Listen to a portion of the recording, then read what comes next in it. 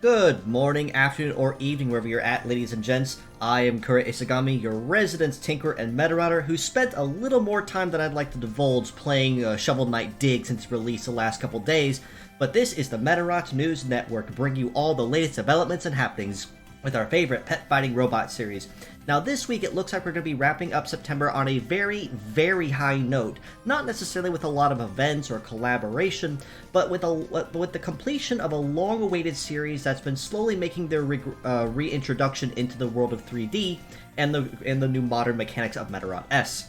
And that in particular is Medarot Navi's Zodiac series, as we're getting not one, not two, but the final 3 Medarots that we've been waiting on at long last to finish out the Zodiac set as a whole, between the Gacha banners and the Fierce battles. That being said, let's go ahead and jump right into what was announced for this week's episode, and what I like to call Signs in the Stars.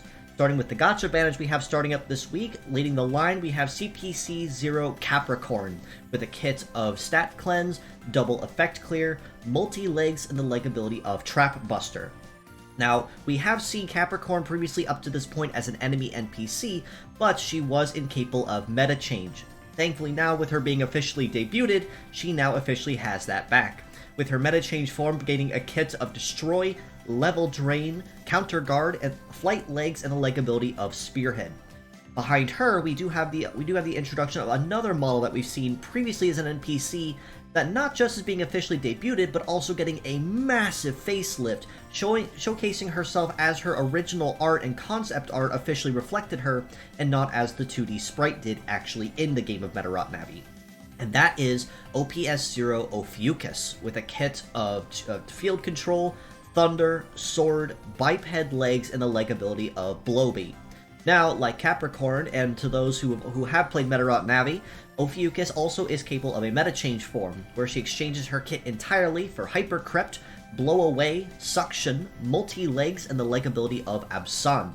Now, right from start, these two models alone are going to be very, very nice to have. And thankfully, aside from a couple other handfuls of banners that we do have going live, which I will divulge in just a moment, these two models, I'm not going to say are necessarily game-breaking in terms of what we've seen up to this point, but it's more along the case of if they have a skill that you'd like, especially with zoning enemies with Suction or Blow Away, one of these models, or even both of them, will be something greatly welcomed and encouraged. Now, at the Fierce battles we have this week, kind of wrapping up with even more models from the Zodiac series to kind of celebrate this momentous event, and we are seeing the release at long last of SGT-0 Sagittarius, with a kit of Suction, Defense Seal, Evade Seal, Flight Legs, and the leg ability of Hidden, which, briefly explained, adds extra head charges for every unfilled heavy slot on the legs. Behind Sagittarius, we do also see reruns in the Fierce battles of GMN-0 Gemini, with the kit of Optic Guard, Wave, Hold, Wield Legs, and the leg ability of Adapter. And then behind these two, we have everyone's favorite satellite and balancer, LBR-0 Libra, with a kit of Gravity Guard, Anti-Air, Anti-Sea, Float Legs, and the Primacy leg ability. Now, granted, between the 3 of these models, having Sagittarius on the books is going to be very, very nice to have, especially now that we have access to free access to not just Defense Seal and Evade Seal, but also to Suction, which all 3 skills can be made very, very useful if utilized correctly and wisely on your teams. That being said, Gemini and Libra both also have very solid kits too for things that you might need to use them on, but at the end of the day, I would honestly have to give the MVP of the week to Gemini, primarily for the fact that while Suction, Defense Seal, and Evade Seal are always good, because Defense Seal and Evade Seal are considered ailments, they can also be very easily negated. And Suction, it can be very dangerous if used correctly, but in most other cases it's seen as a rather niche skill used for passive zoning than it is an actual strategy, whereas Gemini, with the leg ability of Adapter on Wield Legs, provides much more versatility overall, especially to new Meta Rudders just starting out and need fast legs that are good on most terrains. Now, in light of Capricorn and Ophiuchus, and of course Sagittarius, this does also showcase at long last, as you see here, all of the models of Medarot Navi Zodiac series are finally together at long last once again. The only other time that they were all this close together was actually in Medarot Navi, where they all released. In light of this, they also have announced a special Gacha banner that will be going live this week too. And in particular, this banner will have highlighted rates for all of the Zodiac models that are in the Gacha. This includes Leo, Taurus, Capricorn, Pisces, and so on and so forth. Whereas the Fierce Battle models, such as Gemini, Libra, and now Sagittarius, will be made available as Fierce Battles. So if you have a lot of gems to burn and you are a collector of the stars, this is definitely your chance to pick a few up. Otherwise, if you're not too enthused on any of them, this would definitely be a good chance to maybe step back and recoup some rubies. And in particular, if the Zodiac doesn't interest you, I think this next piece of information will, and that is the introduction of a weekly daily banner. Starting from Thursday, which is on 9/29, we will be getting one highlighted model a day added to the Gacha banners, which will then close as the new one takes their place. On 9/29, starting us out on Thursday, is GLS-0 Wind Clap with Stat Cleanse, Claw, Rifle, and the All-Rounder leg ability. On 9/30, the day after that, is KBT-08 Grand Beetle with a kit of Power Rifle, Gatling, and the Explorer leg ability.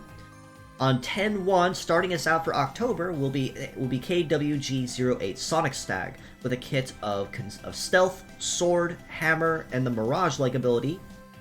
On 10/2, we see everyone's favorite Valkyrie type, VAL-03 Noelle, with a kit of Conceal, Thunder, Guard 500, and the All-Rounder leg ability. On 10/3, we see everyone's favorite heavy firepower beetle type, and that is KBT-09 Kaiser Beetle, with a kit of Power Rifle, Long Shot, Gatling, and the Heavy Arms leg ability. On 10/4, the day after, closer to the end of next week, we will be seeing KWG-09 Luminous Stag come up for a day of rerun, with a kit of Stealth, Sword, Hammer, and the Acrobatics leg ability. And then last but not least, on the very last day of this coming week, on 10/5, will be a rerun of WEA-02 Imagine Kaiser, with a kit of Wide Break, Hyper Missile, Laser, and the Bullet Rain leg ability. Now, compared to other models we've seen up to this point, especially for weekly banners, I think this one in particular will definitely chime with a lot of people more than the Zodiacs, in my personal opinion. Kaiser Beetle and Grand Beetle, for instance, are both really good for conventional or high-end shoot nuking. Well, Wind Clap is always going to be the beginner's best friend no matter where you are as a rookie or a vet. Imagine Kaiser is basically a budget-friendly God Emperor, so you really can't go wrong with him, and so on and so forth. So again, these banners will only be up for one day each through this coming week, so if you are saving, this is your chance to maybe coordinate on which day you want to drop your rubies to pick up the one that you want the most.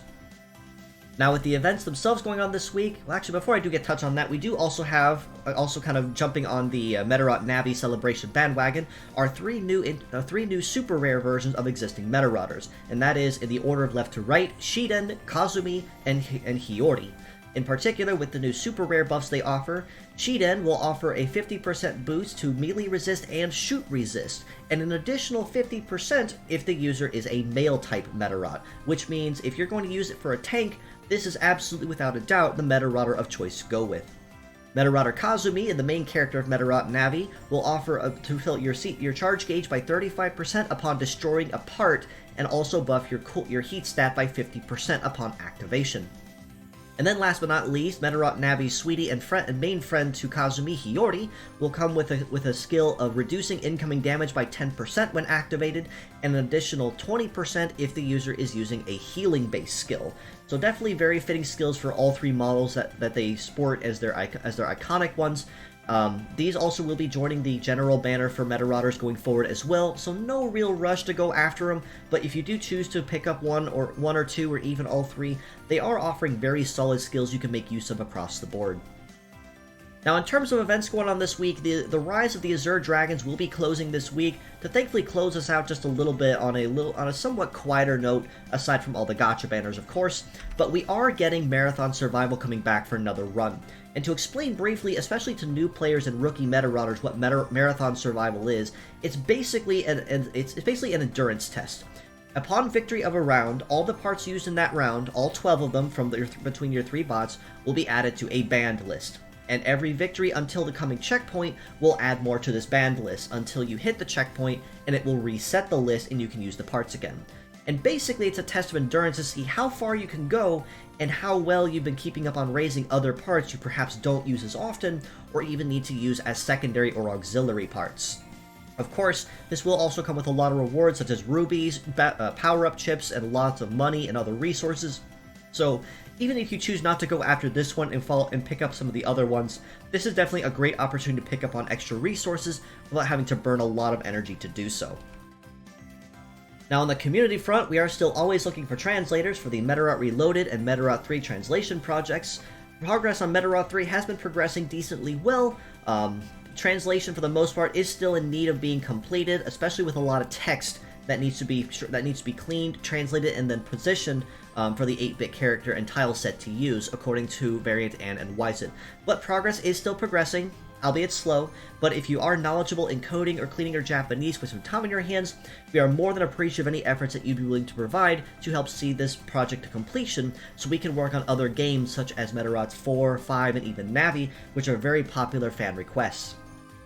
Now for the weekly art highlights, I did find this one in particular by this Twitter user Mookie, who did a piece of a relatively lesser known model to more recent Meta Rudders, but those that have played the original Medarot Navi will know this one particularly well, and that is the original Zero Suicide, which is the predecessor and original model that Dead Quasar came from, especially on traditional media of what looks to be pen and paper or pencil and paper.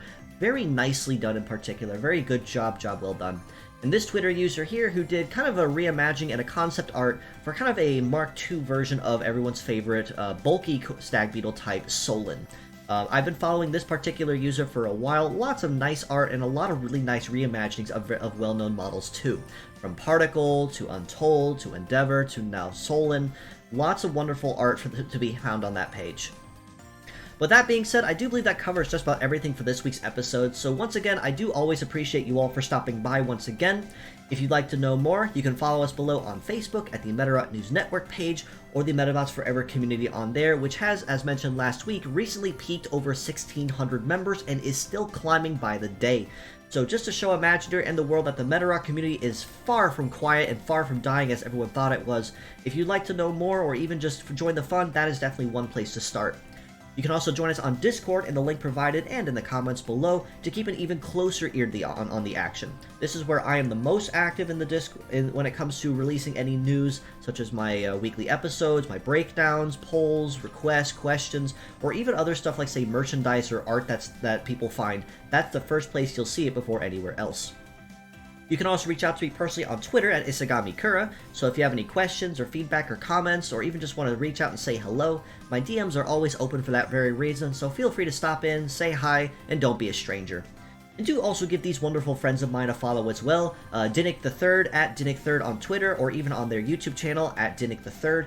Post a lot of really nice music covers. In particular, they also did cover in the past Medarot 4's Do or Die, Medarot 5's Beat the Diamonds, Days of Typhoon from Medarot Navi. Definitely won't be sorry giving them a follow and keeping touch on what they work on. And this is also the alternate page of another friend of mine I made fairly recently, and that is tadevice.exe, which is a VTuber that specializes in traditionally 2D and did a lot of Medarot stuff, but in recent has shown a lot of interest and development in the 3D realm with Blender and especially with VR chat. And this one in particular is their VRC page, where they post a lot of updates or pictures they take of their adventures on there. That being said, I do believe, like I mentioned, that covers everything that was mentioned in this week's episode, so not a super busy week, but if you're wanting to save for rubies, this is going to be a very dangerous week for you, if I'm entirely honest. But that being said, thanks again for stopping by, folks. It's always happy to have you in for a visit. Until next time, this is your host, Kura Isagami of the Medarot News Network, signing out.